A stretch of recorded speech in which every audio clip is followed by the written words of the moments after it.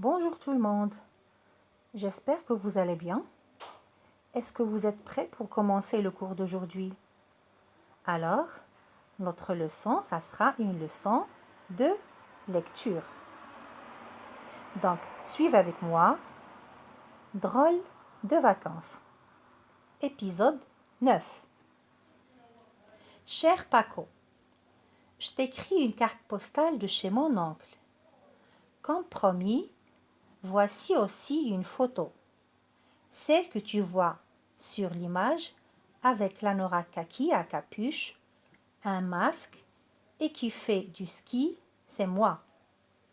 Je parie que tu ne m'as pas reconnu. J'ai passé de très bonnes vacances avec mes cousins. Nous avons joué au domino, bu des litres de lait au cacao, passé la nuit dans un igloo et nous avons même sauvé une biche et son petit.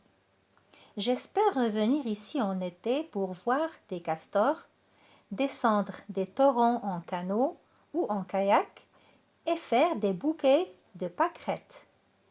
Je rapporte un cadeau incroyable à mes parents. Un écureuil qui sait jouer de l'harmonica. Un vrai clown. Je crois qu'il sera parfait pour le cirque lune. Gros bisous. Mona. Coucou. Alors, ce que vous venez d'entendre est un récit. Et plus précisément, c'est une lettre. D'accord? Donc là, on a une lettre. Cette lettre est adressée à qui?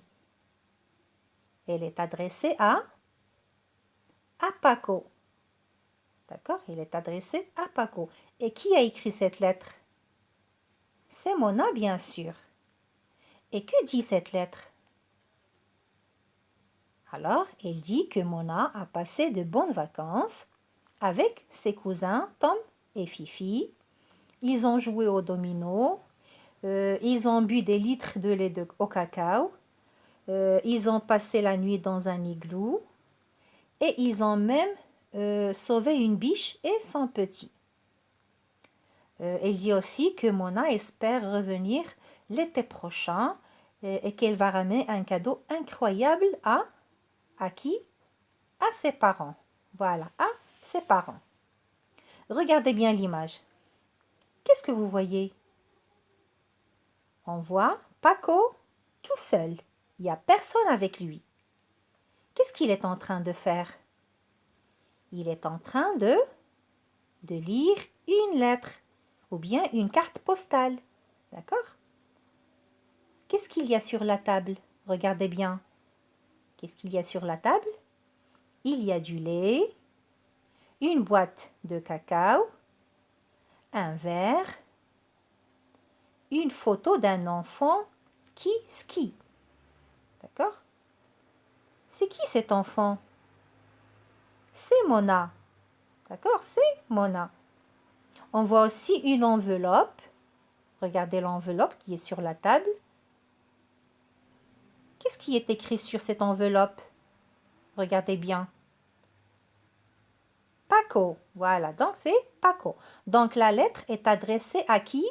À Paco. Dites-moi, quelles sont les formules de politesse que Mona a utilisées dans cette lettre? Elle a utilisé des formules de politesse. Lesquelles? Donc, elle a utilisé deux formes de politesse. La première formule, c'est « Cher Paco ».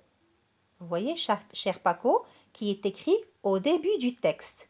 Donc, c'est une formule de politesse. Donc, « Cher Paco », c'est une formule de politesse. Et la deuxième formule de politesse, c'est « Gros bisous ». Elle est à la fin de la lettre. Regardez bien, gros bisous, c'est une formule de politesse. Alors, on peut utiliser aussi, pour la formule de politesse, on peut utiliser je t'embrasse, à bientôt, à la prochaine. D'accord? Et finalement, Mona a écrit son prénom, regardez bien en bas, et il a mis une signature. Regardez bien la signature, c'est coucou. Et dites-moi, comment s'appelle la personne qui écrit et qui envoie une lettre? Elle s'appelle comment? Elle s'appelle l'expéditeur. Elle s'appelle comment? L'expéditeur. Donc l'expéditeur, c'est celui qui écrit et envoie la lettre. Et celui qui reçoit la lettre, il s'appelle comment? C'est le destinataire. Celui qui reçoit la lettre, il s'appelle un destinataire. D'accord?